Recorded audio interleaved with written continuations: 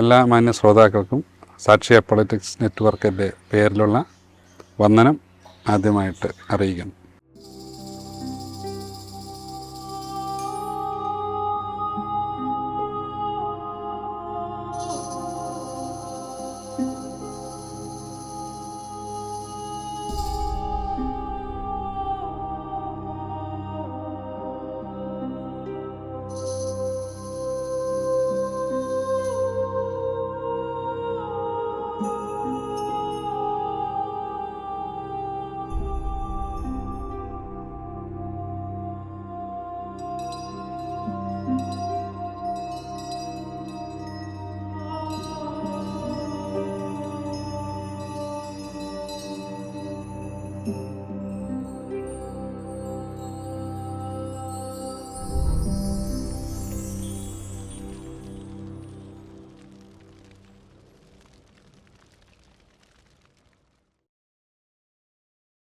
Now I am in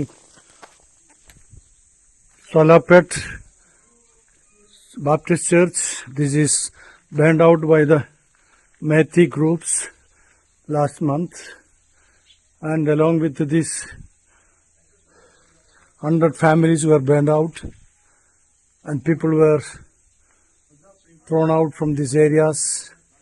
Now we don't know where they are living. Many of them are in the hill areas, in the forest and other places. This is in Kapoking district of Manipur state. Thank you. Moray എന്ന് പറയുന്ന സ്ഥലമാണ്. ഇവിടെയാണ് കഴിഞ്ഞ ആഴ്ചയിൽ burning നടന്നത്. ഇവിടെ താമസിച്ചിരുന്ന മേത്തികളെല്ലാം ഇവിടുന്ന് നേരത്തെ തന്നെ മാറി. ഇപ്പോൾ ഇവിടെ കലാപങ്ങളൊന്നും തന്നെ ഇല്ല. സമാധാനപൂർണ്ണമാണെങ്കിലും കർഫ്യൂ ആണ്. കർഫ്യൂ രാവിലെ 6 മണി മുതൽ 9 മണി വരെ. ഇപ്പോൾ സമയം 8:45. ഞങ്ങളുടെ ടൈം കഴിഞ്ഞു. ഞങ്ങൾ ഇവിടുന്ന് ഇപ്പോൾ പോയിക്കൊണ്ടിരിക്കുകയാണ്. ഞാനിപ്പോൾ നിൽക്കുന്നത് തൗബാൽ ജില്ലയിലെ, മണിപ്പൂരിലുള്ള തൗബാൽ ജില്ലയിലെ കരിമ്പോക്കോക്ക് എന്ന് പറയുന്ന വില്ലേജിലാണ്. അവിടെ ശശി ചന്ദ്ര എന്ന് പറയുന്ന പാസ്റ്റർ, അദ്ദേഹത്തിന്റെ ചർച്ചാണ് ഈ കാണുന്നത്. മെയ് മാസം. Which date it was demolished? Same midnight of 3rd. Yeah. 12:30. Around 12:30. 3-ാം തീയതി, മെയ് 3-ാം തീയതി 12:30 വന്ന് ഒരു പറ്റം ആളുകൾ വന്ന് ഈ പള്ളി പൊളിക്കുകയായിരുന്നു. ഇവിടെ ഈ ഗ്രാമത്തിൽ കുറച്ച് ക്രൈസ്തവർ മാത്രമേ ഉള്ളൂ. ഇവിടെയുള്ള ഇവരൊക്കെ വിശ്വാസത്തിൽ ചിലർ വന്നിട്ടുണ്ട്, ചിലർ വന്നിട്ടില്ല. ഇത് വലിയൊരു ഗ്രാമമാണ്. ഇവിടെ വളരെ പെർസിക്യൂഷൻസ് ഉണ്ട് എന്നാണ് അദ്ദേഹം പറയുന്നത്. അദ്ദേഹത്തോടൊപ്പം reverend Sunil Sharmaji, he is the person who brought us over here, and they are working together. Thank God for that. Amen. Yeah, the CM, Honorable CM, and Honorable CM. yeah, He wants all the to kill all the cookies. So he wants all the cookies has to be killed.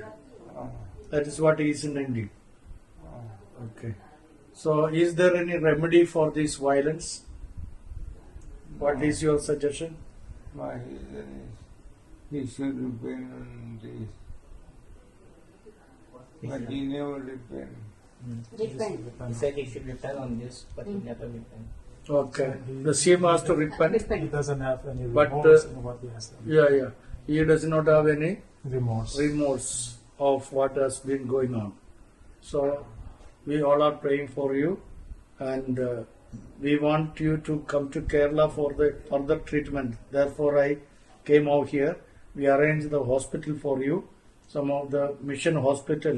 Suppose you wanted to come to Kerala, you are most welcome. We will take care of you. We can evacuate you to the hospital there. We have already arranged everything, all the facilities there if you are coming. Okay. I shared this matter with your nephew and with your wife and children, and if all of you agrees, we will take care of you. Okay.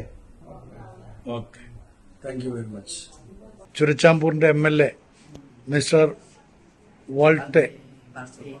വാൾട്ടെ എന്ന് നമുക്ക് വിളിക്കാവുന്ന അദ്ദേഹത്തിന് വേണ്ടി ഞങ്ങളെ പ്രാർത്ഥിച്ചതിന് ശേഷം അദ്ദേഹത്തിന്റെ ശരീരത്തിലുള്ള എല്ലാ അവയവങ്ങൾക്കൊരു മാറ്റം വന്നെന്നും ഒരു സൗഖ്യം കിട്ടിയെന്നും അദ്ദേഹത്തിന്റെ കുടുംബവും സാക്ഷിക്കുന്നു. വലിയ സന്തോഷത്തോടെയാണ് അദ്ദേഹം ഇപ്പോൾ ഈ ഇരിക്കുന്നത്. ദൈവത്തിന് നന്ദി കരേറ്റുന്നു. ഞങ്ങളിപ്പോൾ ആയിരിക്കുന്നത് ടെക്നോപോൾ ഹെഡ് ക്വാർട്ടേഴ്സിലാണ്. ടെക്നോപോൾ ഡിസ്ട്രിക്ട് ഹെഡ് ക്വാർട്ടേഴ്സിൽ മണിപ്പൂരിൽ. അവിടെ കുക്കി സഹോദരിമാരാണ് ഇവർ. ഇന്നലെ രാത്രി മുഴുവനും അവരുടെ കാവലായിരുന്നു. ഇന്നിപ്പോൾ അവർ ലഞ്ചിന്റെ ടൈമാണ്. രാവിലെ 10 മണിയാണ് അവരുടെ ലഞ്ച് ടൈം. ബാക്കിയുള്ള ആളുകളെല്ലാം ഇവിടെ ഇരിപ്പുണ്ട്. അവർ ഞങ്ങൾ വരുന്ന സമയത്ത് പ്രാർത്ഥനയോടുകൂടി ആയിരിക്കായിരുന്നു. അത് കഴിഞ്ഞ് അവർ ലഞ്ച് കഴിക്കുന്നു. ഈ സഹോദരിമാർ ഇന്നലെ രാത്രിയിൽ ഉറങ്ങാതെ ഇവിടെ കാവലിരിക്കുകയാണ്. മറ്റുള്ള സ്ഥലങ്ങളിൽ നിന്ന് ആരും തന്നെ ഇവിടേക്ക് വരാതിരിക്കാൻ വേണ്ടിയിട്ട്. അവരുടെ ഡിമാൻഡ് അവിടെ വളരെ കൃത്യമായിട്ട് രേഖപ്പെടുത്തിയിട്ടുണ്ട്. സെപ്പറേറ്റ് അഡ്മിനിസ്ട്രേഷൻ ഫോർ കുക്കീസോ ട്രൈബൽസ് എന്നുള്ളതാണ് അവരുടെ ഡിമാൻഡ്. അത് നമുക്ക് ഇവിടെ കാണാം. ഇത്രയും വലിയൊരു ക്രൗഡ് ഇന്നലെ രാത്രിയിൽ ഞങ്ങൾ വന്നപ്പോൾ ഇവിടെ ഉണ്ടായിരുന്നു. ഏകദേശം 400ഓളം ആളുകൾ ഇവിടെ മൊത്തത്തിലുണ്ട്. How many of you believe? You believe. Praise God for that. So we will pray the Lord will bring all the peace and happiness. Okay. Loving Father, we thank you for all these sisters who are gathered here. We bless them in your name, Jesus. We wanted to see that they all are getting more joy and peace in their life. If there is any disclarities, we pray that you eradicate it and grant them the joy of the living God throughout their life. We thank you, Lord, for their family members. We bless their land. We bless this land, Lord. The Moray and this entire area must be blessed by the Spirit. Grant all their desires, O Lord. Thank you for hearing your prayer and blessing us. Jesus' name we pray. Amen. ഇന്ത്യയുടെ പുകയുന്ന പ്രശ്നമായ മണിപ്പൂർ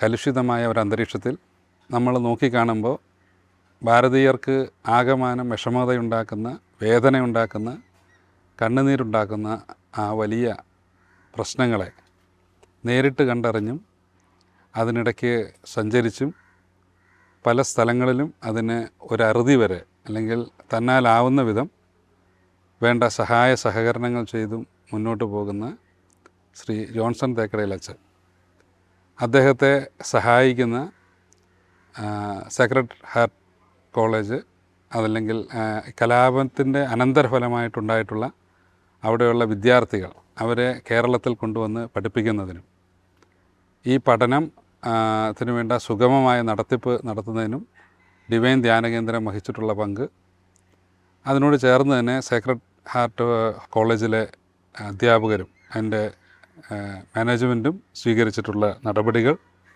അതുപോലെ Christ college Chalakudy സ്വീകരിച്ചിട്ടുള്ള നടപടികൾ, ഇതൊക്കെ ശ്ലാഘനീയമായിട്ടുള്ള ഒരു കാര്യമാണ്. മാത്രമല്ല ഈ കുട്ടികളെ ഇവിടെ കൊണ്ടുവന്ന് പഠിപ്പിക്കുന്നതിനും അവരുടെ ഭാവി ശോഭപൂർണ്ണമാക്കി തീർക്കുന്നതിനും നമ്മുടെ കേരള ഗവൺമെൻറ് എടുത്തിട്ടുള്ള നടപടികളും നമ്മൾ ഓർക്കേണ്ടതും എല്ലാ മനുഷ്യരുടെയും മനസ്സിൽ വളരെ വിലമതിക്കത്തക്കതുമാണ്. മാത്രമല്ല അതിൻ്റെ പുറകിൽ അധ്വാനിച്ചിട്ടുള്ള ഡിവൈൻ ധ്യാനകേന്ദ്രത്തിൻ്റെ ഡയറക്ടറായിരിക്കുന്ന പനക്കലച്ചൻ, അതിൻ്റെ ഉത്തരവാദപ്പെട്ട പ്രിയപ്പെട്ടവരെയൊക്കെ ഈ കാലഘട്ടത്തിൽ നമ്മൾ ഓർക്കുകയും സ്മരിക്കുകയും ചെയ്യേണ്ട കാര്യമായ കാരണങ്ങൾ അതിൻ്റെ പുറകിലുണ്ട് എന്ന് നാം ഓർക്കണം.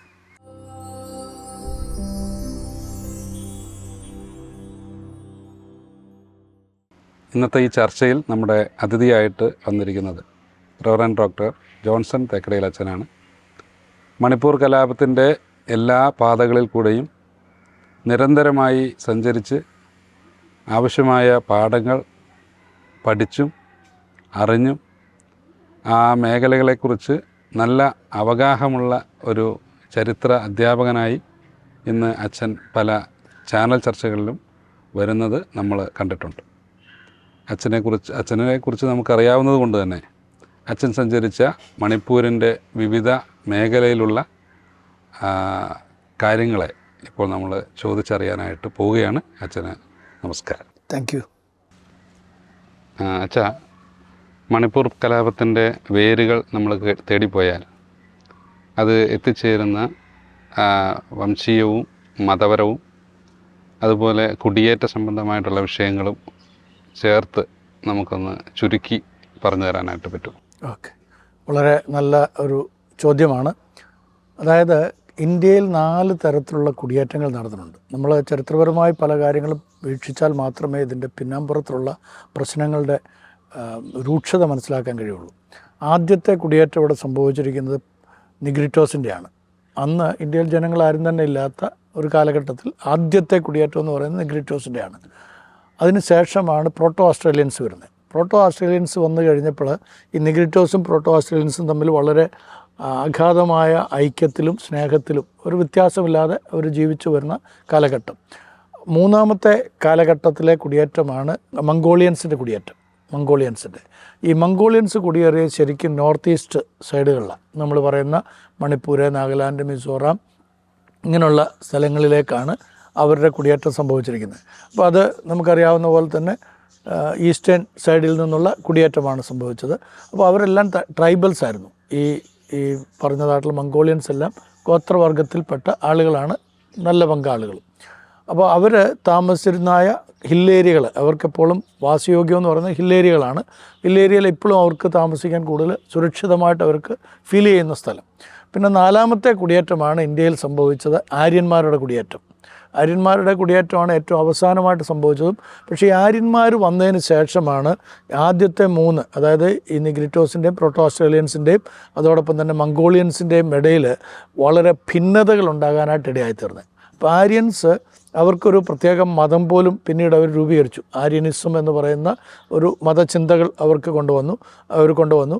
അപ്പോൾ ആ മതത്തിൻ്റെ കൺസെപ്റ്റോടുകൂടെ മറ്റുള്ളവരെ എല്ലാം തന്നെ അവർ പുറന്തള്ളത്തുന്ന, എല്ലാവരും എക്സ്ക്ലൂഡ് ചെയ്യത്തക്കവണ്ണമുള്ള ഒരു അനുഭവമായിരുന്നു പിന്നീടുണ്ടായത്. അതുകൊണ്ടാണ് ഈ പ്രോട്ടോ ഓസ്ട്രേലിയൻസും നെഗ്രിറ്റോസും ഒക്കെ നമ്മുടെ സൗത്ത് ഇന്ത്യയിലേക്ക് വരേണ്ടി വന്നത്. ദക്ഷിണ ഭാരതത്തിലേക്ക്, നമ്മളിന്ന് ഇന്ത്യ എന്നൊക്കെ വിളിക്കുന്നതായ ഇന്ത്യയിൽ നിന്ന് ദക്ഷിണ ഭാരതത്തിലേക്ക് അവർ വരുവാനായിട്ട് ഇടയായിത്തീർന്നത്.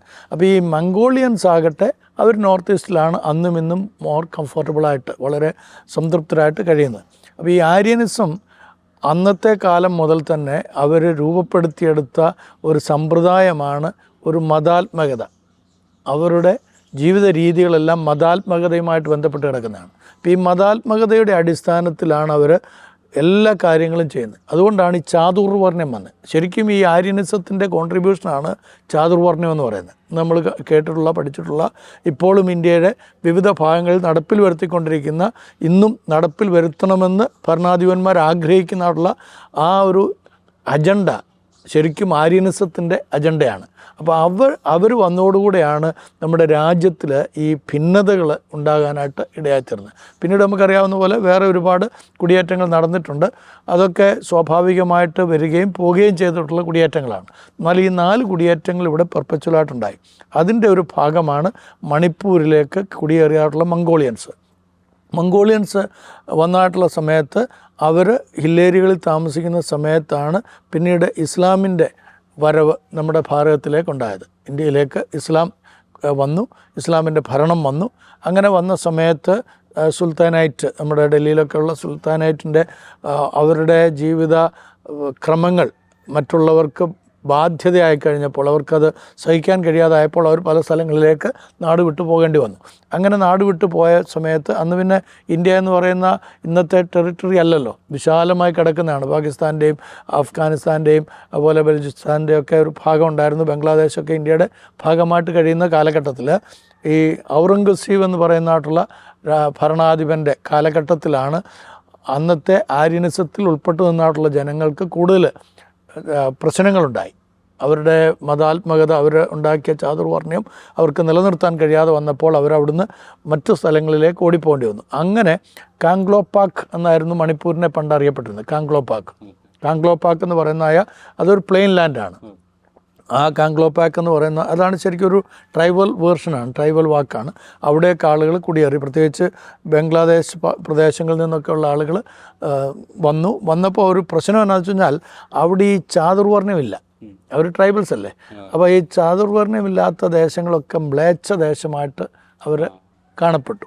അപ്പോൾ അവർക്ക് താമസിക്കണമെങ്കിൽ അവരുടേതായിട്ടുള്ള ശുദ്ധനാട് വേണമെങ്കിൽ അവിടെ ചാതുർവർണ്ണ്യം വേണം. ചാതുർവർണ്ണ്യം വരാൻ വേണ്ടിയിട്ട് അവിടത്തേക്ക് സന്യാസി വര്യന്മാർ വരികയും, സന്യാസി വര്യന്മാർ, അതായത് ബ്രാഹ്മണിസം, അന്ന് വന്നതായ ബ്രാഹ്മണിസം, ആ ബ്രാഹ്മണിസത്തിൻ്റെ ആളുകൾ അവിടെ ഉണ്ടായിരുന്ന കാംഗ്ലോപാക്കിലുണ്ടായിരുന്ന അന്നത്തെ ആളുകൾ വിശ്വസിച്ചുകൊണ്ടിരുന്ന സനാമഹിസം എന്ന് പറയുന്നതായ ഒരു മതമുണ്ട്, സനാമഹിസം.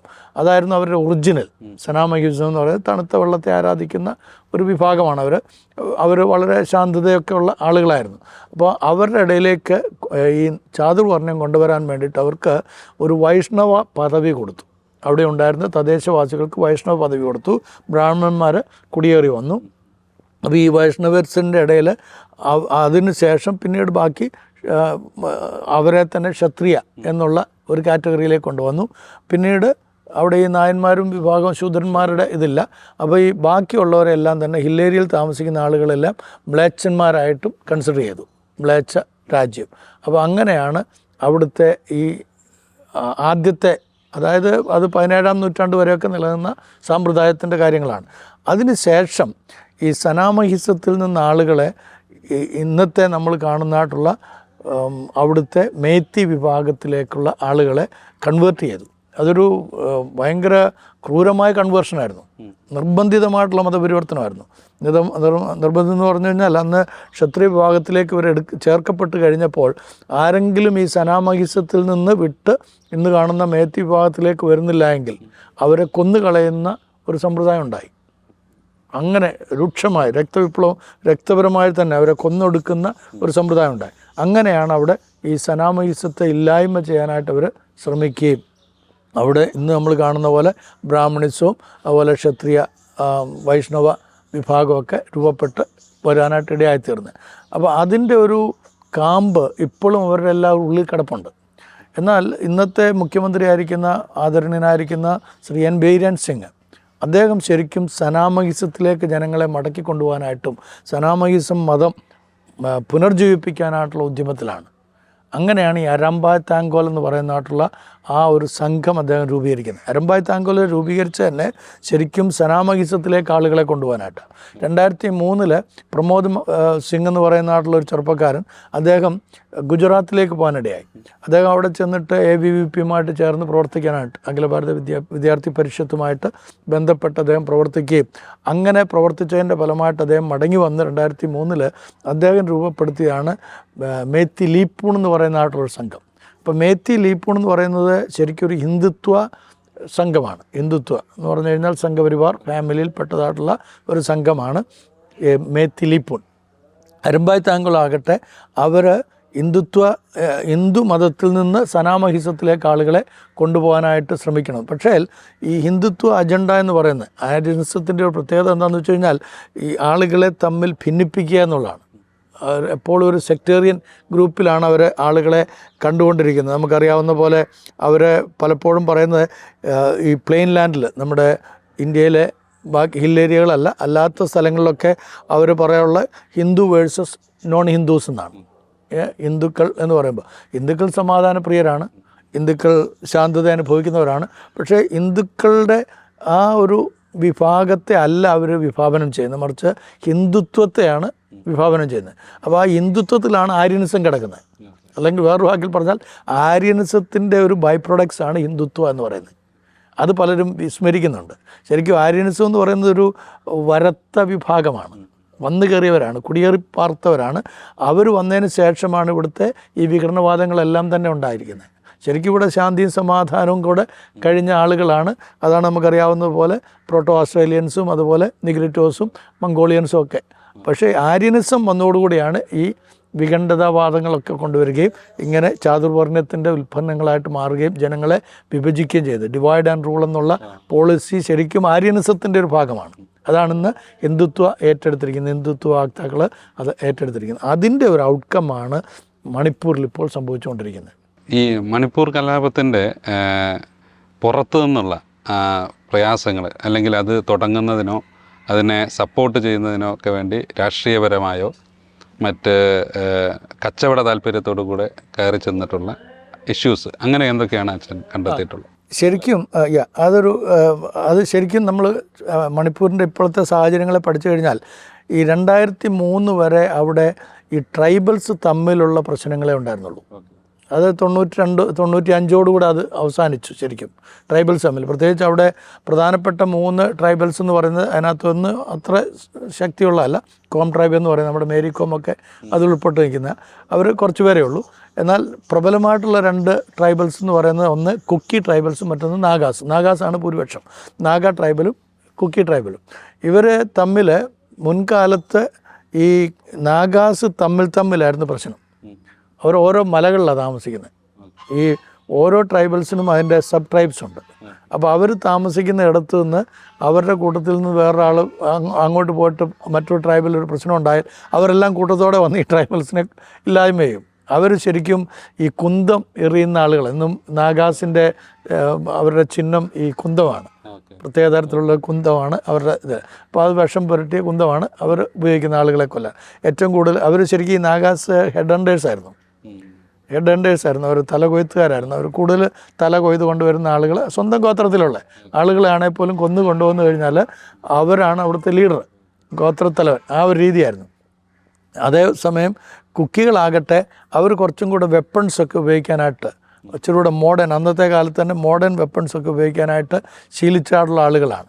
അവരും ട്രൈബൽസാണ്. അപ്പോൾ ഇവർ തമ്മിലും ഇടയ്ക്ക് കോൺഫ്ലിക്ട്സ് ഉണ്ടായിരുന്നു. 92 ഓൺവേർഡ്സ് 92 മുതൽ 1992 മുതൽ ഇവർ നാഗാസും കുക്കീസും തമ്മിൽ വലിയ കോൺഫ്ലിക്ട്സ് ഒക്കെ ഉണ്ടായി. 95 അത് ഒരു സമാധാന കരാറോടുകൂടെ അവസാനിപ്പിക്കുകയൊക്കെ ചെയ്തു.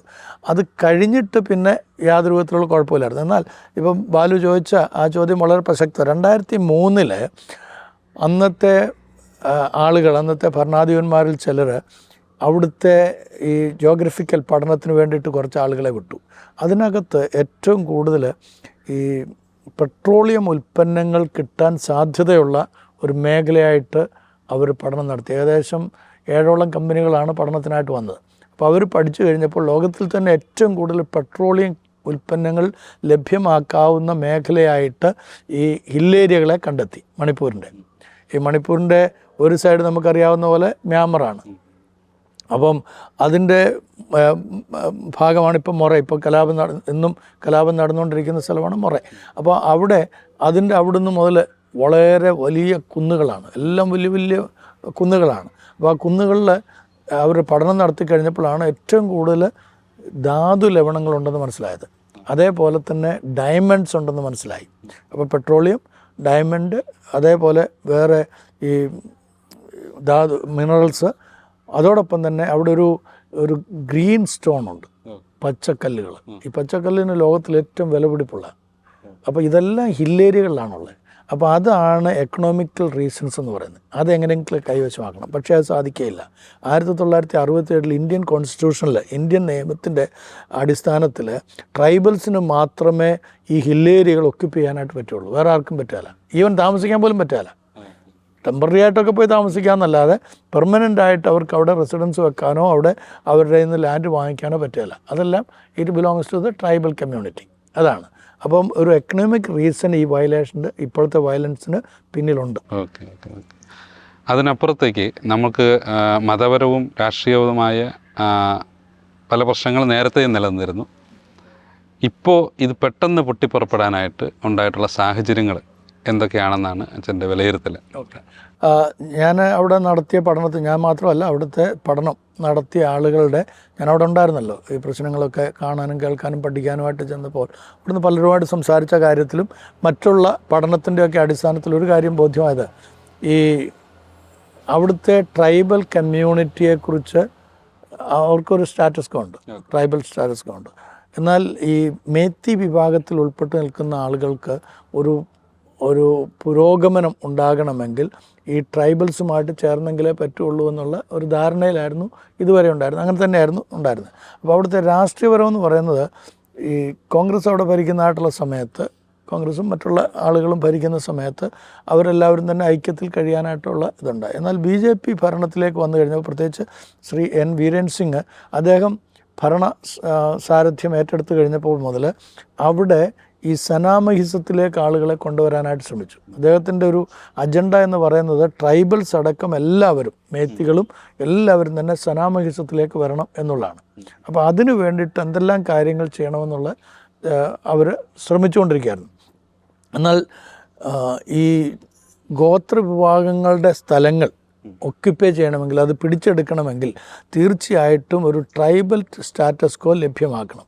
അപ്പോൾ അതിനു വേണ്ടിയിട്ട് ആസൂത്രിതമായിട്ട് 92 മുതൽ പല കാര്യങ്ങളും നടക്കുന്നുണ്ട്. അത് കോൺഗ്രസിൻ്റെ ഭരണകാലത്തും ഉണ്ടായിരുന്നു. ആ വിധത്തിൽ അന്നത്തെ ഒരു മന്ത്രി പറഞ്ഞതനുസരിച്ച് അവരുടെ ആ സ്റ്റാറ്റസ് കോ മേത്തികൾക്ക് ട്രൈബൽ പദവി കൊടുക്കണമെന്നുള്ള ഒരു ചിന്ത അവർക്കുണ്ടാകുകയും അപ്പോൾ അതുമായിട്ട് മുന്നോട്ട് പോവുകയും അങ്ങനെ മാർച്ച് മാസത്തിൽ പെട്ടെന്ന് കോടതിയിലേക്ക് ഈ കേസ് വരികയും ചെയ്തു. മണിപ്പൂർ ഹൈക്കോടതിയിൽ. നമുക്കറിയാവുന്ന പോലെ ഹൈക്കോടതിക്ക് ഇതെടുക്കാനേ പറ്റുകയില്ല, അത് പാടില്ല. സുപ്രീം കോടതി, ഹൈക്കോടതി ജഡ്ജിയൊക്കെ ചീഫ് ജസ്റ്റിസിനെയൊക്കെ വളരെ താക്കീത് ചെയ്തതായിട്ട് നമ്മൾ പത്രത്തിലൊക്കെ വായിച്ചല്ലോ. അപ്പോൾ അത് വളരെ കർക്കശമായിട്ട് നടപ്പിൽ വരുത്താൻ വേണ്ടിയിട്ട് ഈ ട്രൈബൽസിൻ്റെ സ്റ്റാറ്റസ് കോയിലേക്ക് ഈ മേത്തികളെ കൂടെ ഉൾപ്പെടുത്താനായിട്ട്. അപ്പോൾ മേത്തികൾ ആരാണെന്ന് നോക്കണം. അവർക്ക് കിട്ടിയിരിക്കുന്ന സ്റ്റാറ്റസ് കോ എന്ന് പറയുന്നത് ക്ഷത്രിയ വൈഷ്ണവേറ്റ്സ് ആണ്. അവർ വൈഷ്ണവേറ്റ്സ് ആണ്. അതേപോലെ തന്നെ അവർക്ക് ഈ ക്ഷത്രിയ പദവിയുണ്ട്. ബ്രാഹ്മൺസ് ആണ് ഒരു നല്ല പങ്കും. അപ്പം ആ ഒരു പദവിയിൽ നിന്ന് പെട്ടെന്ന് അവർക്ക് ഈ ട്രൈബൽ പദവി കൊടുക്കുക എന്ന് പറയുന്നത് ഈ ലാൻഡ് ഒക്യുപ്പൈ ചെയ്യാൻ വേണ്ടിയിട്ടാണ്. ലാൻഡ് ഒക്യുപ്പൈ ചെയ്താൽ മാത്രമേ ഈ പറയുന്ന ഖനനങ്ങൾ നടത്താനും കമ്പനികൾക്ക്, ഞാൻ മനസ്സിലാക്കുന്നത് എന്നോട് പറഞ്ഞ ആളുകൾ പറഞ്ഞത് ശരിയാണെന്നുണ്ടെങ്കിൽ, ഞാൻ കേട്ടതും അവിടുന്ന് ആളുകൾ എന്നോട് പറഞ്ഞുപാടുള്ള കാര്യം എന്താണെന്ന് വെച്ച് കഴിഞ്ഞാൽ, ഇപ്പോഴത്തെ ആദരണീയരായിരിക്കുന്ന മുഖ്യമന്ത്രി അടക്കമുള്ള ആളുകൾ, രാഷ്ട്രീയ നേതാക്കന്മാർ പല കമ്പനികളുമായിട്ട് 24 കമ്പനികളുമായിട്ട് കരാറിൽ ഏർപ്പെട്ടിരിക്കുകയാണ്.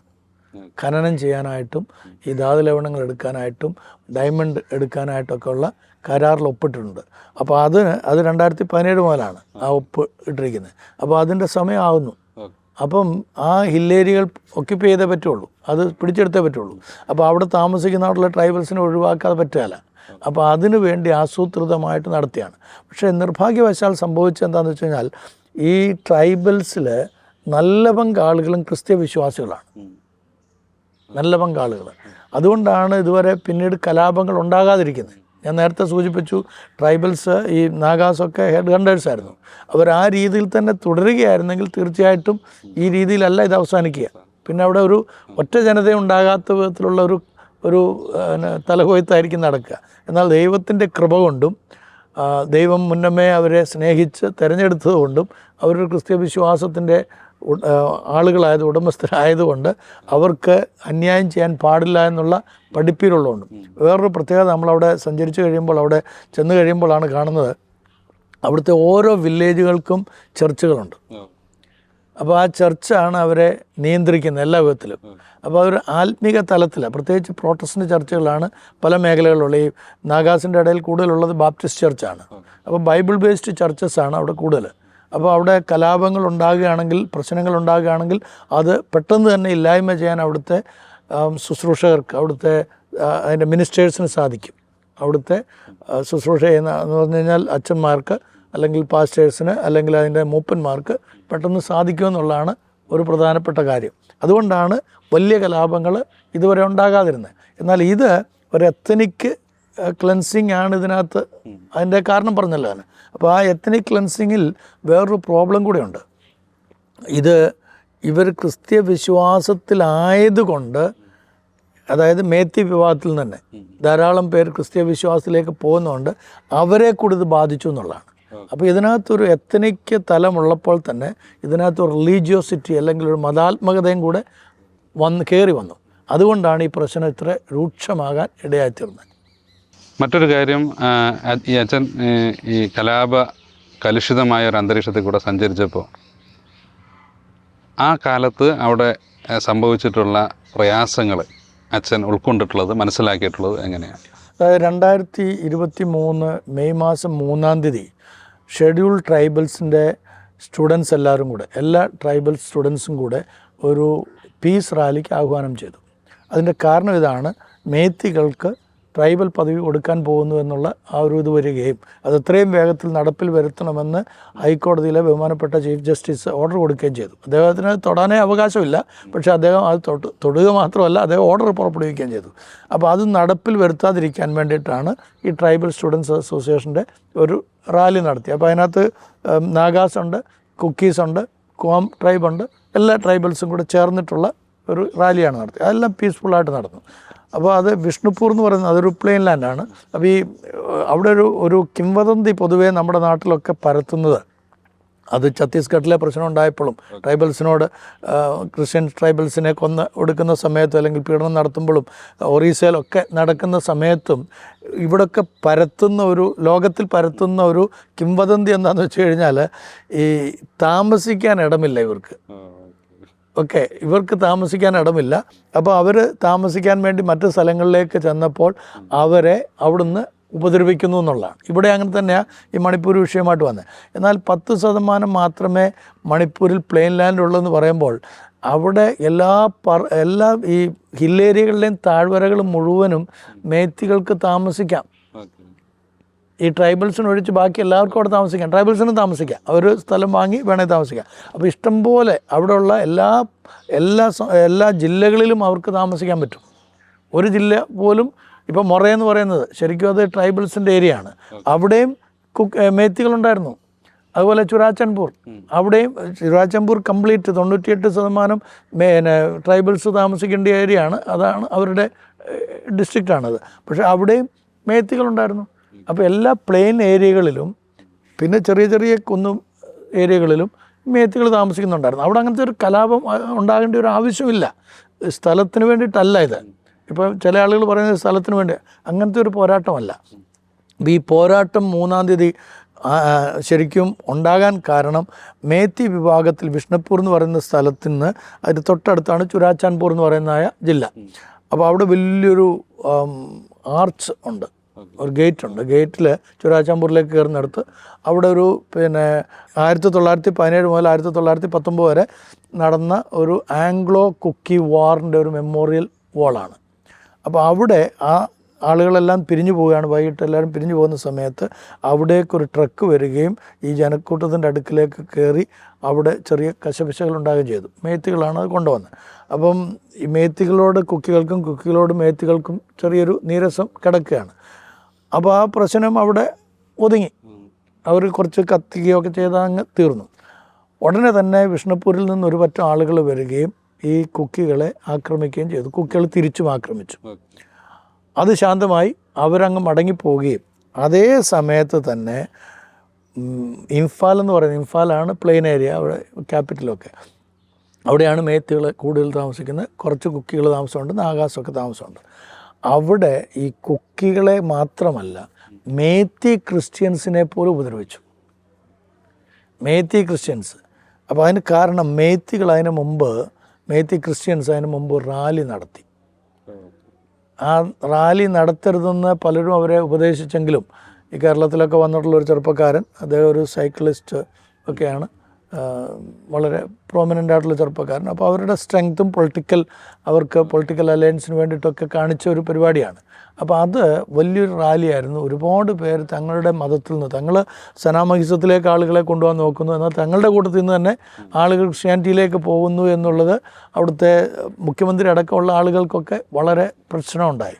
അപ്പോൾ അതുകൊണ്ട് തന്നെ ഈ 2023 ജനുവരി മാസം മുതൽ ഒരു സർവേ നടത്തിക്കൊണ്ടിരിക്കുകയായിരുന്നു, ആരും അറിയാതെ. ആ സർവേ എന്താണെന്ന് വെച്ച് കഴിഞ്ഞാൽ ഗവൺമെൻറ് നിലവിലുള്ള സർവേ. അത് ആരൊക്കെയാണ് തങ്ങളുടെ കൂട്ടത്തിൽ നിന്ന് ക്രിസ്തീയ വിശ്വാസത്തിലേക്ക് പോയിരിക്കുന്നതെന്ന് അറിയാനാണ്.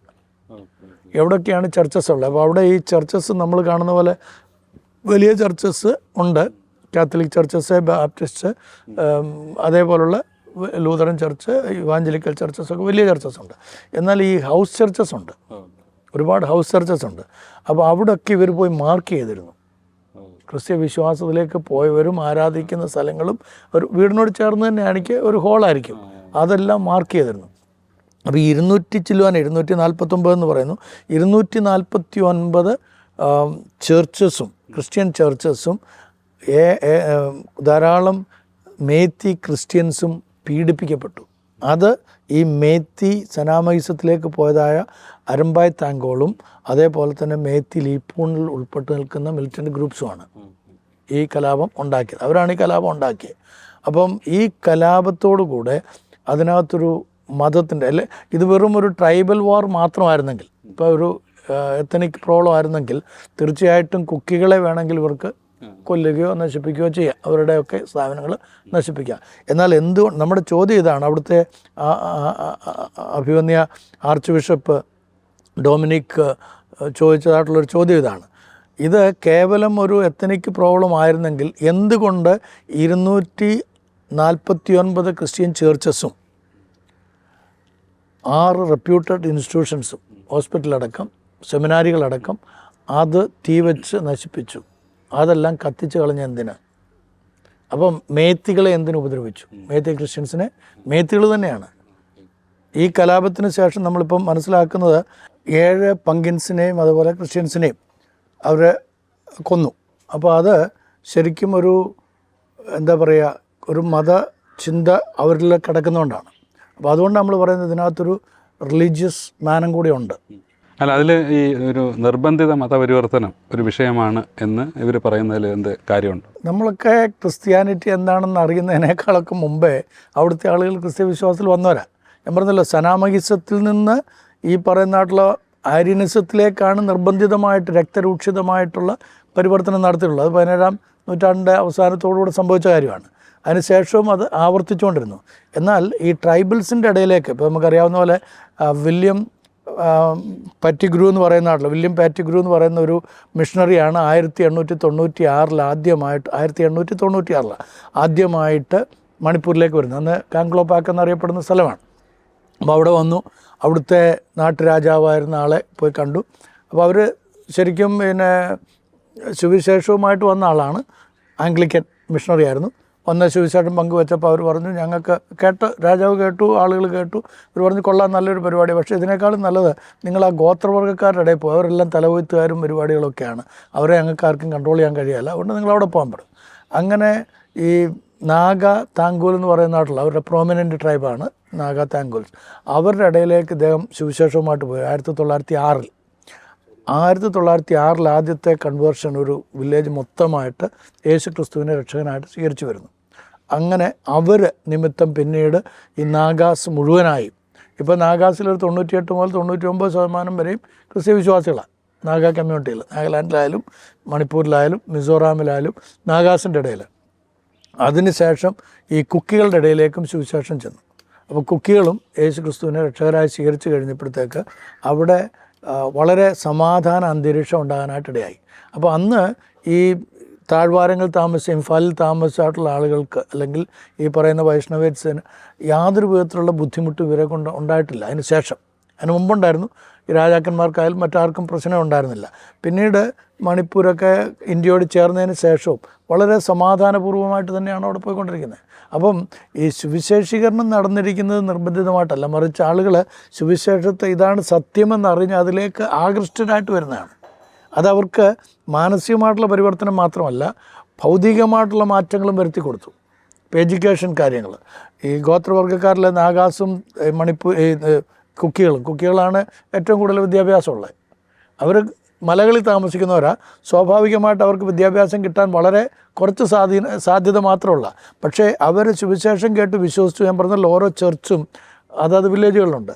അപ്പോൾ അവരെല്ലാവരും കൂടെ ചേർന്ന് സ്കൂളുകൾ പല മേഖലകളിൽ രൂപീകരിച്ചു, കോളേജുകൾ. അപ്പം അവിടെയും വിദേശത്തും ഒക്കെ വിദേശം എന്ന് പറഞ്ഞാൽ മണിപ്പൂരിന് വെളിയിലും വിട്ട ആളുകളെ പഠിപ്പിക്കാൻ, വിദ്യാർത്ഥികളെ പഠിപ്പിക്കാനായിട്ട് അവർ മാതാപിതാക്കൾ ശ്രദ്ധാലുക്കളായി. കാരണം വചനം പഠിക്കും തോറും അവർക്ക് കൂടുതൽ അറിവ് നേടണമെന്നായി. ആ അറിവ് നേടാൻ വേണ്ടിയിട്ട് ഏത് അറ്റം വരെയും പോകാൻ അവർ തയ്യാറായി. അതുകൊണ്ട് തന്നെ മണിപ്പൂരിൽ ഈ കലാപം നടക്കുന്ന സമയത്ത് അവിടുത്തെ DGP അദ്ദേഹം ഒരു കുക്കിയായിരുന്നു. അന്ന് രാത്രി മെയ് 3-ാം തീയതി കലാപം നടക്കുന്നു. രാത്രി അദ്ദേഹത്തെ മാറ്റി, ആ പോസ്റ്റിൽ നിന്ന് തന്നെ മാറ്റി. അടുത്ത ചീഫ് സെക്രട്ടറി ആകേണ്ടിയ 4 പേരുടെ ലിസ്റ്റ് കിടക്കുകയാണ് കുക്കികളുടെ. ഇപ്പോഴത്തെ അവിടുത്തെ അഡീഷണൽ ചീഫ് സെക്രട്ടറി കുക്കിയാണ്. അപ്പോൾ IAS IPS IFS പോലുള്ള എല്ലാ സിവിൽ മേഖലകളിലും ഇവർ വിദ്യാസമ്പന്നരായിക്കൊണ്ട് കയറി വന്നിരിക്കുകയാണ്. നല്ല വിദ്യാഭ്യാസമുണ്ട് അവർക്ക്. അവിടുത്തെ സാധാരണക്കാർ പോലും ഇംഗ്ലീഷിലാണ് സംസാരിക്കുന്നത്.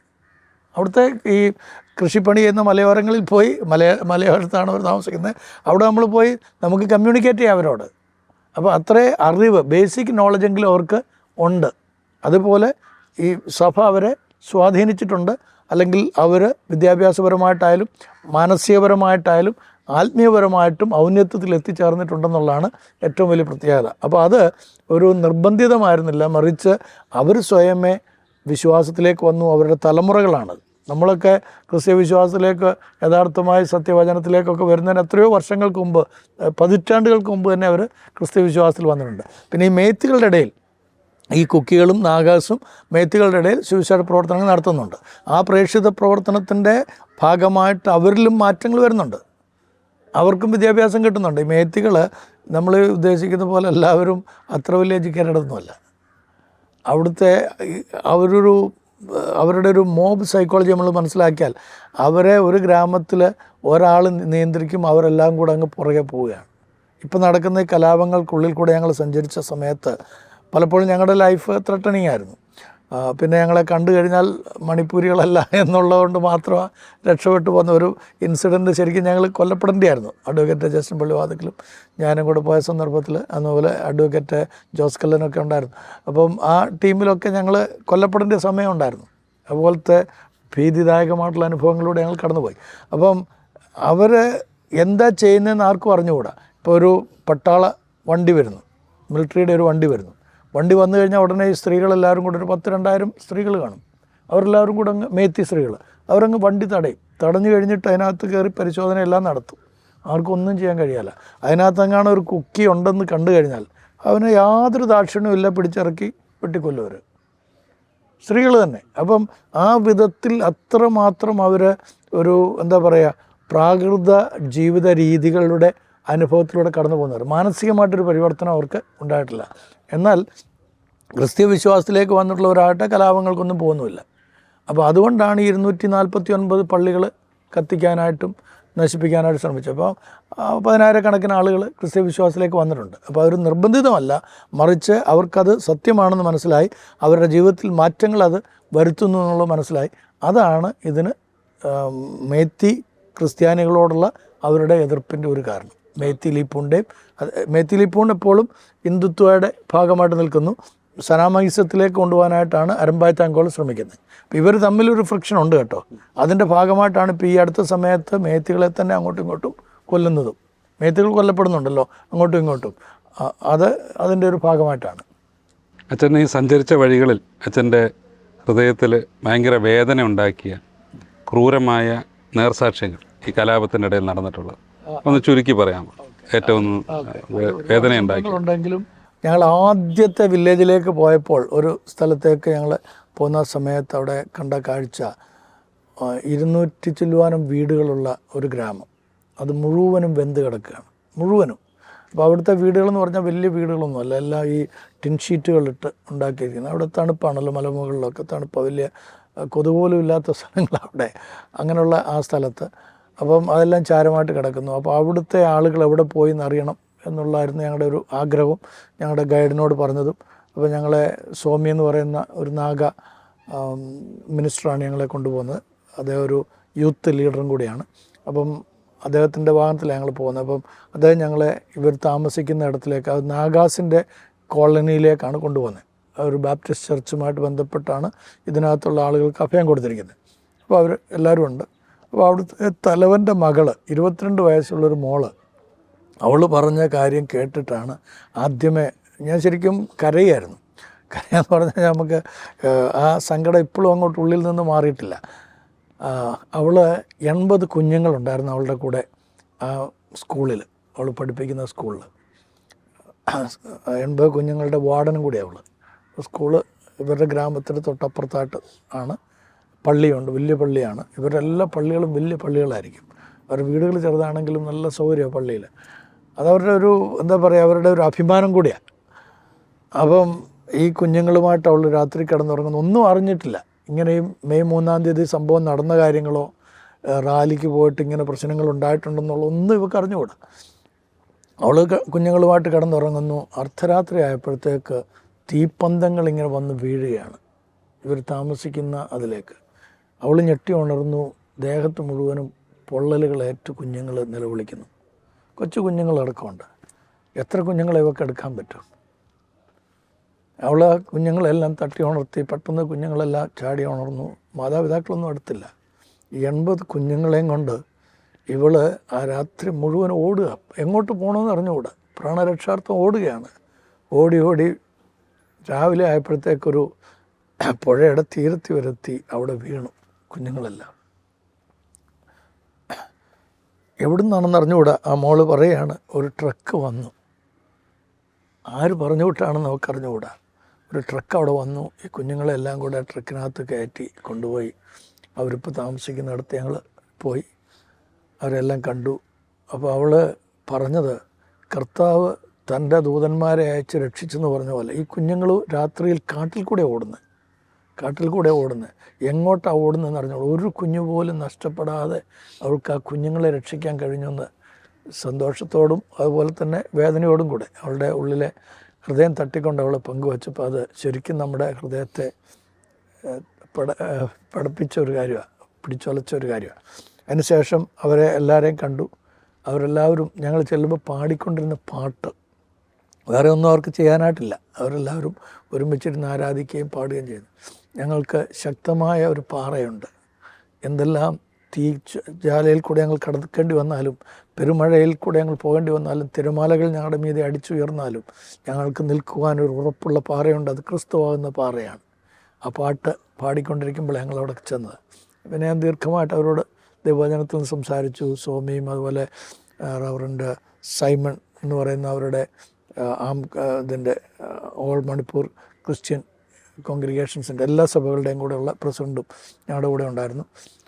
അപ്പം ദൈവവചനത്തിൽ നിന്ന് അവരെ പങ്കുവെച്ച് ആശ്വസിപ്പിക്കാൻ ശ്രമിച്ചു. നമ്മളെന്താ ആശ്വസിപ്പിക്കുന്നത്? കാരണം മേലിലോട്ട് നോക്കിക്കഴിഞ്ഞാൽ ആകാശം, താഴേക്ക് നോക്കിക്കഴിഞ്ഞാൽ ഭൂമി മാത്രമേ ഉള്ളൂ. ഒന്നുമില്ല അവർക്ക്. ഉണ്ടായിരുന്ന എല്ലാം നഷ്ടപ്പെട്ട് വെറും കൈയോടെ ഇട്ടിരിക്കുന്ന വസ്ത്രമല്ലാതെ മറ്റൊന്നുമില്ലാതെ ഓടി വന്നിരിക്കുന്ന കുഞ്ഞുങ്ങൾക്ക് ഭാവി എന്തായിരിക്കുമെന്ന് അറിയാത്ത മാതാപിതാക്കൾ, നിസ്സംഗതയോടുകൂടെ ജീവിക്കേണ്ട ആളുകൾ. പക്ഷേ അവരുടെ ഉള്ളിൽ വലിയൊരു പ്രതീക്ഷയും പ്രത്യാശയുണ്ട്. കാരണം അവർക്കറിയാം അവരെ കർത്താവ് ജീവിക്കുന്നുണ്ട്, ആ കർത്താവ് അവരെ നാളെ നടത്തുവാൻ ശക്തനാണെന്നുള്ളത്. അപ്പം അത് കഴിഞ്ഞതിന് ശേഷം ഇവരെല്ലാം വന്ന് നമ്മളെ ഹഗ് ചെയ്യും. ഈ മെസ്സേജ് കഴിഞ്ഞ് കഴിയുമ്പം ഇവരെല്ലാം വന്ന് ഷേക്ക് ഹാൻഡ് ചെയ്യും. ഈ കുഞ്ഞുങ്ങളടക്കം വന്ന് ഹഗ് ചെയ്യും. അപ്പോൾ അതിനകത്ത് ചിലർ എന്നോട് പറഞ്ഞത്, ഫാദർ, ഞങ്ങളുടെ ഹൃദയം വളരെയധികം ആശ്വാസം കൈക്കൊള്ളുന്നു, കാരണം കർത്താവ് ഞങ്ങൾക്ക് തുണയാണ്. അപ്പം ശരിക്കും നമ്മൾ ഈ ബൈബിളിലേക്ക് പോയി കഴിഞ്ഞാൽ ന്യായാധിപന്മാരുടെ പുസ്തകം വായിക്കുമ്പം അവിടെ ഈ ഗോത്രവർഗ്ഗങ്ങളുടെ കലാപങ്ങളൊക്കെ കാണുന്നുണ്ടല്ലോ. ശരിക്കും നമ്മൾ ആ പ്രദേശത്തൂടെ സഞ്ചരിക്കുകയും അങ്ങനെ കാണുകയും ചെയ്യുമ്പോൾ അതാണ് കാണുന്നത്. പിന്നെ ഒരു സംഭവം കൂടെ ഞാൻ പറയാം. ഞങ്ങളൊരു ഗ്രാമത്തിൽ ചെന്നപ്പോൾ അന്ന് ഡോക്ടർ ബാബു മറീസ് അങ്കിൾ എൻ്റെ കൂടെ ഉണ്ടായിരുന്നു. മറ്റേ ഏഷ്യാനെറ്റിൻ്റെ ചാനലുകാർ, ഷക്കീനയുടെ ചാനലുകാർ, ഗുഡ്നെസ്സിൻ്റെ ചാനൽ, അവരെല്ലാവരും ഉണ്ടായിരുന്നു. ജോസ് സാറും ഒക്കെ ഉണ്ടായിരുന്നു. അപ്പോൾ ഞങ്ങളവിടെ ചെന്നപ്പോൾ ഒരു ഗ്രാമത്തിലേക്ക് സ്വാമി കൊണ്ടുപോയത് അദ്ദേഹത്തിൻ്റെ വീടിൻ്റെ സമീപപ്രദേശത്തുള്ള ഗ്രാമമാണ്.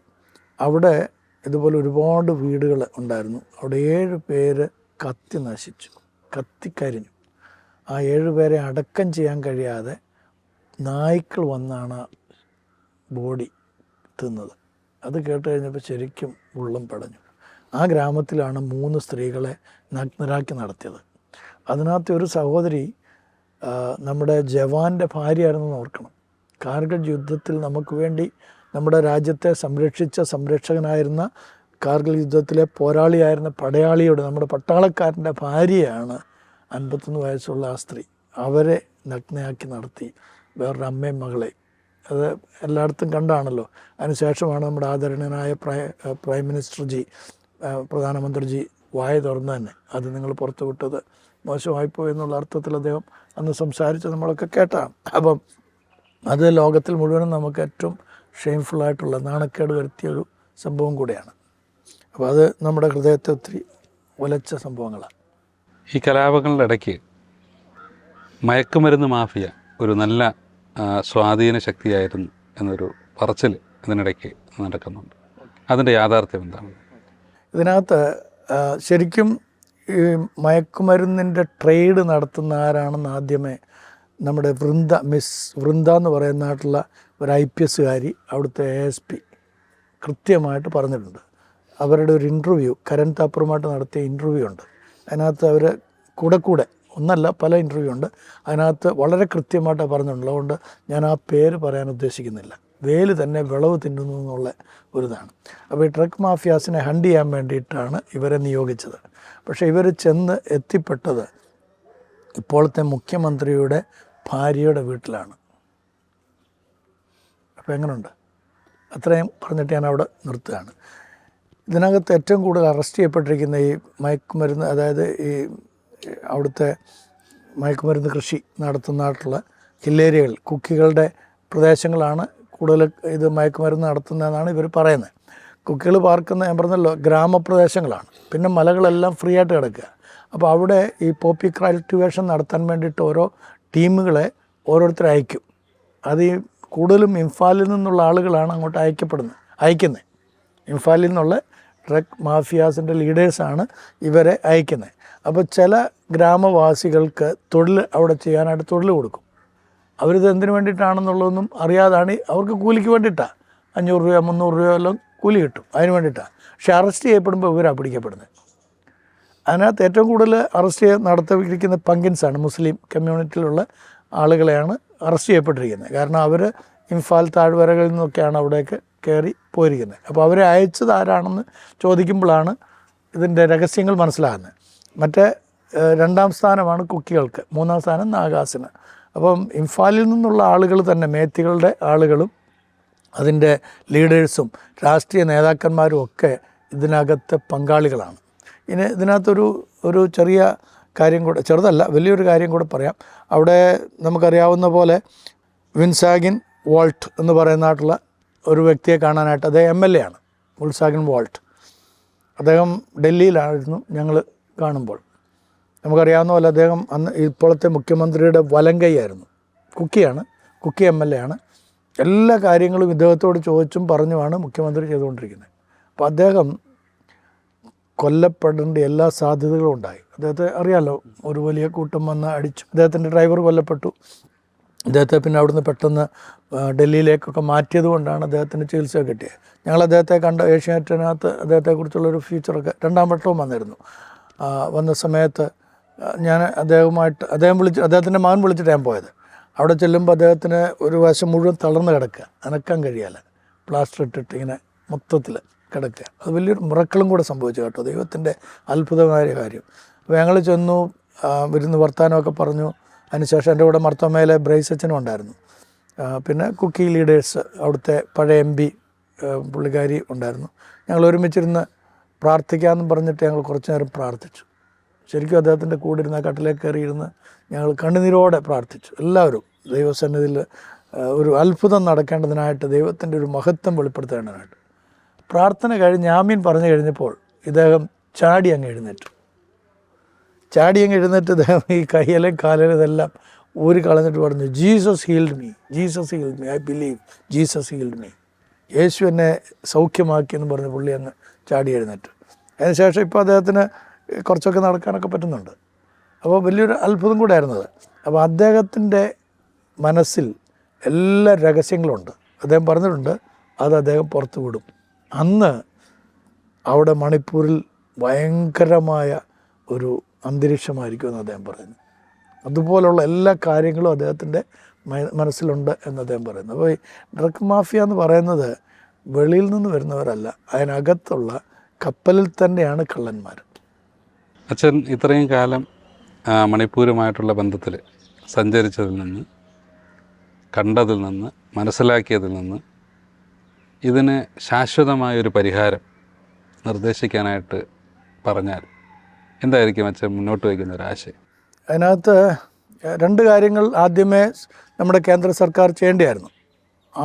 ബഹുമാനപ്പെട്ട ആഭ്യന്തര വകുപ്പ് മന്ത്രി അവിടെ പോയിട്ടുണ്ടെന്നുള്ള, അമിത്ഷാജി പോയിട്ടുണ്ടെന്നുള്ള സത്യമാണ്. 3 ദിവസം അദ്ദേഹം അവിടെ പാർത്തു. അദ്ദേഹത്തിനത് കലാപം ഒഴിവാക്കാമായിരുന്നു. ഇപ്പോൾ അവർ പറയുന്നത് രണ്ടും ഒരേ ജനതയാണ്, അതുകൊണ്ട് ആണ് ഈ പ്രശ്നങ്ങളിങ്ങനെ ഡ്രാഗ് ചെയ്യാനായിട്ട് അനുവദിക്കുന്നത്. രണ്ടും ഒരേ ജനതയാണെന്നുണ്ടെങ്കിൽ ശരിക്കും അവരുടെ നേതാക്കന്മാരെ വിളിച്ചിരുത്തി സംസാരിച്ചാൽ മതി. ഇപ്പോൾ ഞങ്ങൾ തന്നെ അമിത്ഷാജിയുമായിട്ട് സംസാരിക്കാനായിട്ട് റെപ്രസെൻറ്റേഷൻ പോകാനായിട്ട് ഞങ്ങളെ വിളിപ്പിച്ചായിരുന്നു. അപ്പം അവിടെ റജൂജി എന്ന് പറയുന്നതായിട്ടുള്ള മിനിസ്റ്ററുമായിട്ട്, നമ്മുടെ കേന്ദ്ര മിനിസ്റ്ററുമായിട്ട് സംസാരിച്ച് ഞങ്ങൾ ഈ കാര്യങ്ങളെക്കുറിച്ചൊക്കെ ഡിസ്കസ് ചെയ്താണ് 1 മണിക്കൂറോളം വിശദമായിട്ട്. അപ്പോൾ അദ്ദേഹം ഞങ്ങളോട് പറഞ്ഞ ചില കാര്യങ്ങൾ കേട്ട് കഴിഞ്ഞാൽ നമ്മൾ ഞെട്ടിപ്പോവും. അതൊന്നും വെളിയിൽ ഇപ്പം നമുക്ക് പറയാൻ പറ്റില്ല. അതിന് സമാധാനം ഉണ്ടാകട്ടെ. നമ്മുടെ പ്രധാനമന്ത്രിജി അവിടേക്ക് ഒരു ദിവസം ഒന്ന് പോയിരുന്നെങ്കിൽ ഒരുപക്ഷെങ്കിൽ ഇതിനകത്ത് ശാശ്വതമായൊരു പരിഹാരം ഉണ്ടാക്കാൻ കഴിയുമായിരുന്നു. അദ്ദേഹം പോയില്ല. അപ്പോൾ ഇതെല്ലാം നമുക്ക് ഒരുപാട് സംശയങ്ങളാണ് ബാക്കി വെക്കുന്നത്. എന്തുകൊണ്ട് നമ്മുടെ ആദരണീയനായിരിക്കുന്ന പ്രധാനമന്ത്രിജിക്ക് അവിടേക്ക് പോയിക്കൂടാ? അവരുമായിട്ടൊന്ന് സംസാരിച്ചുകൂടാ, അവരുടെ നേതാക്കന്മാരുമായിട്ട് സംസാരിച്ചുകൂടാ? പ്രതിപക്ഷ നേതാക്കന്മാർ കാണാൻ പോയിട്ട് അദ്ദേഹം കാണാൻ കൂട്ടാക്കിയില്ലെന്നുള്ളത് നമുക്ക് അറിയാമല്ലോ. തന്നെയല്ല, നമ്മളിത് പാർലമെൻറ്റിൽ ചർച്ചയിൽ പോലും ഇതിനകത്തൊരു നിസ്സംഗതയാണ് പലപ്പോഴും കേന്ദ്രം എടുത്തിരിക്കുന്നതെന്നുള്ളത് നമ്മളെ ഒരുപാട് ആകുലചിത്തരാക്കുന്നുണ്ട്. അപ്പോൾ ഇതിന് പരിഹാരമെന്ന് പറയുന്നത് ഈ എക്കണോമിക് റീസൺസ് അല്ലെങ്കിൽ സാമ്പത്തികമായിട്ടുള്ള ബെനിഫിറ്റ് ഞങ്ങൾക്ക് വേണ്ട എന്ന് സർക്കാർ വെക്കണം. ആ കരാർ ഒപ്പിട്ടിരിക്കുന്ന പേപ്പറുകളെല്ലാം വിഡ്രോ ചെയ്യണം. പിന്നെ അവിടെ സമാധാന അന്തരീക്ഷത്തിലേക്ക് അവർക്ക് ജീവിക്കാനുള്ള സാധ്യതകൾ, രാഷ്ട്രീയപരമായിട്ടുള്ള സാധ്യതകൾ ഒരുക്കി കൊടുക്കണം. ഞങ്ങൾ രാഷ്ട്രീയപരമായിട്ട് ആരെയും ഡിവൈഡ് ആൻഡ് റൂൾ എന്നുള്ള ഒരു പോളിസിയിലേക്ക് വരികയില്ല എന്നൊരു തീരുമാനം എടുത്തു കഴിഞ്ഞാൽ ഇത് കൃത്യമായിട്ട് സമാധാനം അവിടെ ഉണ്ടാകും. കാരണം ഈ മനുഷ്യർക്ക് ഇപ്പോഴും അവിടെ ഹേറ്റ് കണ്ടമാനം സ്പ്രെഡ് ചെയ്തുകൊണ്ടിരിക്കുക. വെറുപ്പിൻ്റെ വിദ്വേഷത്തിൻ്റെ വീഡിയോസും മറ്റുമാണ് അവിടെ പ്രചരിപ്പിച്ചുകൊണ്ടിരിക്കുന്നത്. അതിനകത്ത് ഒരു കാര്യം, ഈ ഹിൽ ഏരിയകളിലുള്ള എല്ലാ ടെലിഫോൺ കമ്മ്യൂണിക്കേഷൻസൊക്കെ കട്ട് ചെയ്തിരിക്കുകയായിരുന്നു. എന്നാൽ പ്ലെയിൻ ഏരിയകളിൽ അവർക്ക് അത്യാവശ്യത്തിന് കമ്മ്യൂണിക്കേറ്റ് ചെയ്യാനുള്ള എല്ലാ സാധ്യതകളും ഉണ്ടായിരുന്നു. എല്ലാവരുടെയും കയ്യിൽ ഇപ്പോൾ ഈ കലാപത്തിന് പോകുന്ന സ്ത്രീകൾ, ഈ മേത്തി സ്ത്രീകൾ, അരമ്പായ് താങ്കോലിൻ്റെ ആയിക്കോട്ടെ, മേത്തി ലിപ്പുൻ്റെ ആയിക്കോട്ടെ, അവരുടെയൊക്കെ കൈകളിൽ ഈ വയർലെസ് സെറ്റുകളുണ്ട്. അതുകൊണ്ടാണ് ഇവർ കമ്മ്യൂണിക്കേറ്റ് ചെയ്യുന്നത്. 10,000-3000 പേരൊക്കെ ഒരുമിച്ച് ഒറ്റയടിക്ക് കൂടി വരുന്നത്. ഇപ്പോൾ ഞങ്ങൾ യാത്ര ചെയ്യുന്ന സമയത്ത് തന്നെ ഞങ്ങളുടെ വാഹനമൊക്കെ തടഞ്ഞു നിർത്തുകയും പൈസ മേടിക്കുകയൊക്കെ ചെയ്യുന്നുണ്ട്. പൈസയൊക്കെ മേടിക്കുന്നുണ്ട് നമ്മളോട്. ഡൊണേഷൻ എന്ന് പറഞ്ഞാൽ ആദ്യം ചോദിക്കും, നമ്മൾ കൊടുക്കും. അത് കഴിഞ്ഞിട്ട് പിന്നെ അവർ കൂടുതൽ ഡിമാൻഡ് ചെയ്യും. അങ്ങനെയൊക്കെ ഉണ്ട്. അപ്പം ചില സമയത്ത് നമ്മുടെ പേഴ്സിൽ നിന്ന് പോലും അവർ ബലമായിട്ട് എടുക്കുന്ന ഒരു സാഹചര്യം ഉണ്ടായിട്ടുണ്ട്. അങ്ങനെ ഉണ്ടായിട്ടുണ്ട്. അപ്പം അതിനെന്തിന് ആരോട് പരാതിപ്പെടാനാ? കാരണം ലോ ആൻഡ് ഓർഡർ ഇല്ലാത്തൊരു നാടായിപ്പോയി. അവിടെ വണ്ടികൾക്കൊന്നും നമ്പർ പ്ലേറ്റ് പോലും ഇല്ലാതായിരുന്നു ആ ദിവസങ്ങളിലെല്ലാം. ഞങ്ങൾ ചെല്ലുന്ന സമയത്ത് കാണുന്നതൊക്കെ അത് അതിശയകരമായിട്ടുള്ള കാര്യമാണ്. തന്നെയുമല്ല, ഇതിപ്പോൾ ഇതിനകത്ത് ഇന്നലെയൊക്കെ മൊറയിലൊക്കെ നടന്നിരിക്കുന്ന പ്രശ്നങ്ങളിൽ അവിടെ ഈ കമാൻഡോസ് എന്ന് പറയുന്നത് അവർ ആരോപിക്കുന്ന ഈ കുക്കികൾ പറയുന്നത്, കുക്കികൾ മാത്രമല്ല കേന്ദ്രസേനയുടെ ആളുകളും പറയുന്നത്, ഈ കമാൻഡോസിനകത്ത് അരമ്പായ് താങ്കോളിൻ്റെയും മേത്തിലിപ്പൂൻ്റെയും ആളുകളാണുള്ളത്, കമാൻഡോസിൻ്റെ വേഷത്തോടുകൂടെ. അതുകൊണ്ടല്ലേ 5000 തോക്കുകളൊക്കെ എടുത്തുകൊണ്ട് പോകുക എന്ന് പറയുന്നത്. ഒന്ന് ആലോചിച്ച് നോക്കിയേ, 5000 തോക്കുകളാണല്ലോ എടുത്തുകൊണ്ട് പോയത്. അത് നടക്കുന്ന കാര്യമാണോ? അങ്ങനെ പോയി കഴിഞ്ഞാൽ തന്നെ ഉടനെ തന്നെ അത് റീറ്റേൺ ചെയ്യാനായിട്ടുള്ള കാര്യങ്ങളെല്ലാം ക്രമീകരിക്കേണ്ടേ? അത് ചെയ്തിട്ടില്ല. അപ്പം എല്ലാം കൊണ്ടും ഒരു കലാപ അന്തരീക്ഷം രൂപപ്പെടുത്താൻ വേണ്ടിയിട്ട് ഇതിൻ്റെ പിന്നിൽ സമാധാനം ഉണ്ടാക്കേണ്ട ആളുകൾ ക്രിയാത്മകമായിട്ട് പ്രവർത്തിക്കാതെ അത് നിഷ്ക്രിയരായി നിന്നു എന്ന് മാത്രമല്ല, പ്രോത്സാഹനങ്ങൾ കൊടുത്തു എന്നുള്ളതാണ് മീഡിയാസും അവിടെയുള്ള ആളുകളും പറയുന്നത്. ഇപ്പോൾ ഞാൻ മേത്തിലിപ്പൂൻ്റെ നേതാക്കന്മാരുമായിട്ട് സംസാരിച്ചിട്ടുണ്ട്, സനാമഹിസത്തിൻ്റെ നേതാക്കന്മാരുമായിട്ട് സംസാരിച്ചിട്ടുണ്ട്, ഹരേ കൃഷ്ണ ഹരേ ഇതൊക്കെ അങ്ങനെയുള്ള പ്രസ്ഥാനങ്ങളുമായിട്ട് സംസാരിച്ചു. നമ്മളവിടെ ഒരു പീസ് റാലി നടത്തി. ജൂൺ 9 നമ്മളവിടെ വലിയൊരു പീസ് റാലി നടത്തുകയുണ്ടായി.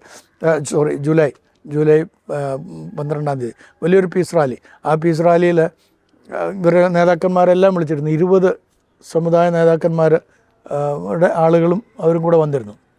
നല്ലൊരു പരിപാടിയായിരുന്നു. അത് നമ്മുടെ ആർച്ച് ബിഷപ്പ് അഭിവന്യ ഡൊമിനിക് ലൂമോനും ഒക്കെയാണ് അതിന് നേതൃത്വം കൊടുത്തത്. അതുപോലെ റോൺ സൈമണാണ് അതിൻ്റെ പ്രസിഡൻ്റായിരുന്നത്. അപ്പോൾ മറ്റുള്ള ഇസ്ലാമിക വിഭാഗത്തിൽ നിന്നുള്ള ആളുകളുണ്ടായിരുന്നു, ഹൈന്ദവ സഹോദരങ്ങളുണ്ടായിരുന്നു. അവിടെ ഒരു കാര്യം ഞാൻ പ്രത്യേകിച്ച് എടുത്ത് പറയാൻ ആഗ്രഹിക്കുന്നത്, അവിടുത്തെ സാധാരണ ഹൈന്ദവ സഹോദരങ്ങൾ സമാധാനം ആഗ്രഹിക്കുന്നവരാണ്. അവരെല്ലാം ഞങ്ങളോട് സംസാരിച്ചത് ഇത് നമുക്ക് സമാധാനപൂർവ്വമായി തന്നെ ഇവിടെ മുൻകാലത്ത് ജീവിച്ച പോലെ ജീവിക്കണം. അപ്പോൾ ഒരു ഹിന്ദു ക്രിസ്ത്യൻ കലാപം അല്ല ഇത്. അങ്ങനെ ചില ആളുകളൊക്കെ ചിത്രീകരിച്ച് അതിനെ വേറെ വിധത്തിലേക്കൊക്കെ തിരികൊളുത്താനായിട്ട് ശ്രമിക്കുന്നുണ്ട്.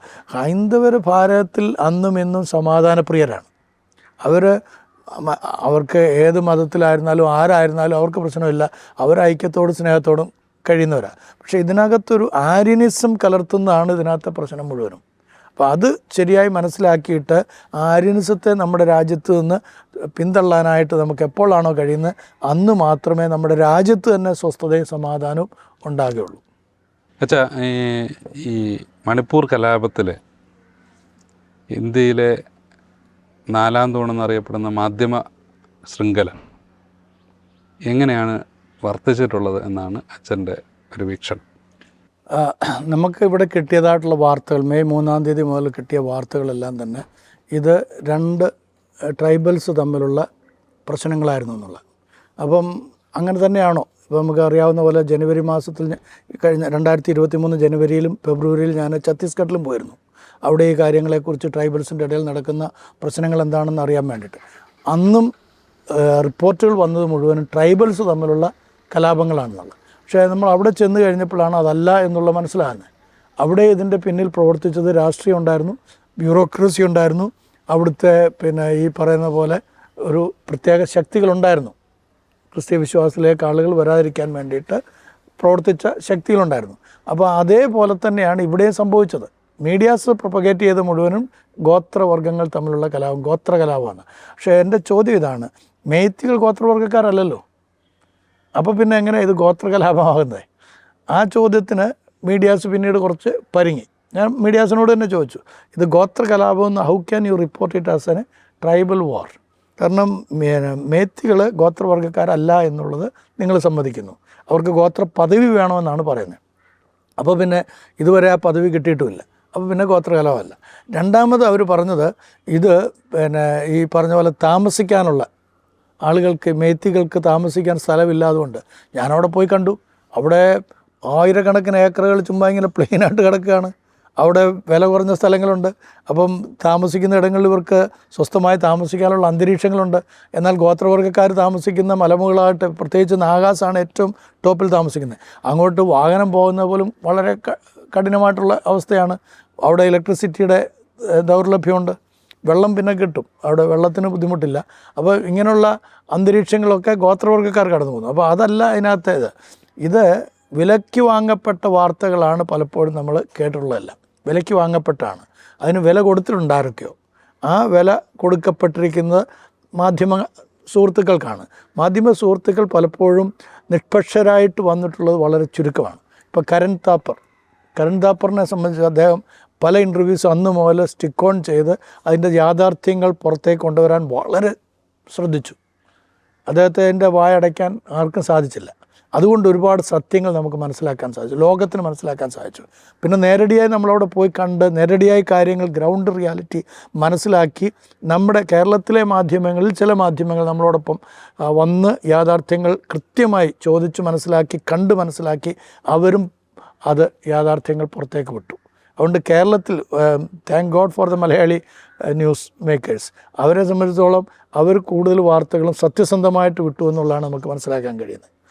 എൻ്റെ അനുഭവത്തിൽ, കാരണം ഞാൻ അവിടെ കണ്ടതും കേട്ടതുമായ കാര്യങ്ങളുമായി വളരെ സാമ്യം പുലർത്തുന്ന, യോജിച്ച് ആണ് വാർത്തകൾ പലതും വന്നത്. എന്നാൽ മറ്റു വാർത്തകൾ പലതും അങ്ങനെ ആയിരുന്നില്ല.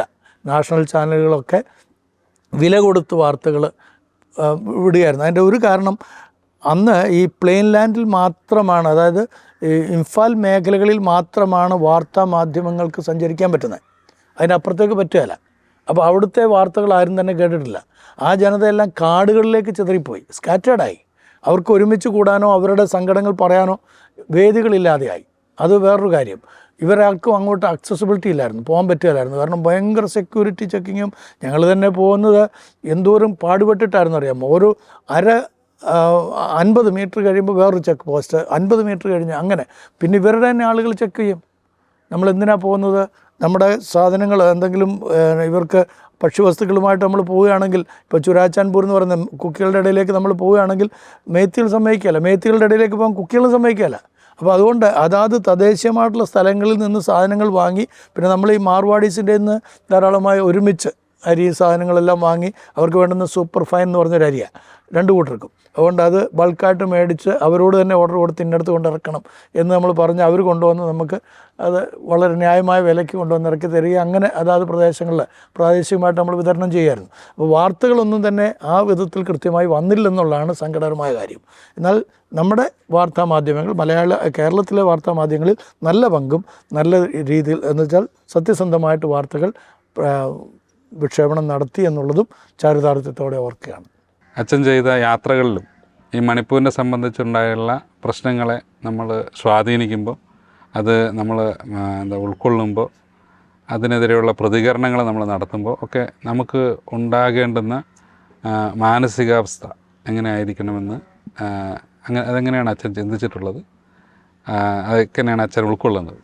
നമ്മൾ കേരളത്തിൽ മാത്രമല്ല, കേരളത്തിൻ്റെ വെളിയിൽ ഭാരതത്തിൻ്റെ എല്ലാ സ്ഥലങ്ങളിലും നടക്കുന്ന ക്രിസ്തീയ പീഡനങ്ങളെക്കുറിച്ചുള്ള ഒരു അവബോധമുള്ളവരായിരിക്കണം. കാരണം ക്രൈസ്തവ സഭ എന്ന് പറയുന്നത് പാർശ്വവൽക്കരിക്കപ്പെട്ടതല്ല, അതെല്ലാം ചേർന്ന് കിടക്കുന്നതാണ്. ക്രിസ്തുവിൻ്റെ ശരീരത്തിൻ്റെ അവയവങ്ങളാണ് ലോകത്തിലുള്ള എല്ലാ ക്രൈസ്തവ സഭകളും. അപ്പോൾ നമ്മളുടെ സഹോദരങ്ങൾ ഇപ്പോൾ പാകിസ്ഥാനിൽ പീഡനം അനുഭവിക്കുന്നവരായിരുന്നാലും, ഇറാനിൽ പീഡനം അനുഭവിക്കുന്നവരായിരുന്നാലും, അത് പലസ്തീനിലായിരുന്നാലും, ഇസ്രായേലിലായിരുന്നാലും, ഏത് ഭാഗത്ത്, ലോകത്തിൻ്റെ ഏത് ഭാഗത്തായിരുന്നാലും, അഫ്ഗാനിസ്ഥാനിലെ ക്രിസ്തീയ വിശ്വാസികളാണെങ്കിലും അവിടെയൊക്കെ ക്രൈസ്തവ സഭയ്ക്കുണ്ടാകുന്ന പ്രശ്നങ്ങളിൽ നമ്മൾ പ്രാർത്ഥിക്കാൻ ബാധ്യസ്ഥരാണ്. നമ്മൾ പ്രാർത്ഥിക്കുന്നുണ്ട്. മാത്രമല്ല നമ്മുടെ രാജ്യത്തിന് വേണ്ടി സ്ഥിരമായിട്ട് പ്രാർത്ഥിക്കുന്നവരാണ് ക്രൈസ്തവർ, അല്ലേ? നമ്മുടെ പ്രധാനമന്ത്രി അടക്കം എല്ലാ മന്ത്രിമാർക്ക് വേണ്ടിയും, നമ്മുടെ മുഖ്യമന്ത്രി അടക്കം എല്ലാ MLA MP വേണ്ടി നമ്മൾ പ്രാർത്ഥിക്കുന്നവരാണ്. അപ്പം അങ്ങനെയുള്ള ക്രൈസ്തവ സഭയ്ക്ക് കൂട്ടുത്തരവാദിത്തമുണ്ട്. അതുകൊണ്ട് തന്നെ ആരെന്ത് പറഞ്ഞാലും സത്യത്തിന് വേണ്ടി നിലകൊള്ളുക. നമുക്കെതിരെ ഒരുപാട് അപവാദങ്ങൾ വന്നേക്കാം, നമ്മളെ ഇതിൽ നിന്ന് പിന്തിരിപ്പിക്കാവുന്ന ഒരുപാട് സാധ്യതകൾ പല മേഖലകളിൽ നിന്നുണ്ടായേക്കാം, സ്വാധീനങ്ങളുണ്ടായേക്കാം. പക്ഷേ സത്യത്തിന് വേണ്ടി വിളിക്കപ്പെട്ടവർ സത്യത്തിന് വേണ്ടി നിലകൊള്ളണം, സത്യത്തിൻ്റെ സാക്ഷികളായി തീരണമെന്നുള്ളതാണ് നമ്മുടെ പോളിസി. അതായിരിക്കണം ക്രിസ്തീയ സഭയുടെ നിലപാടും.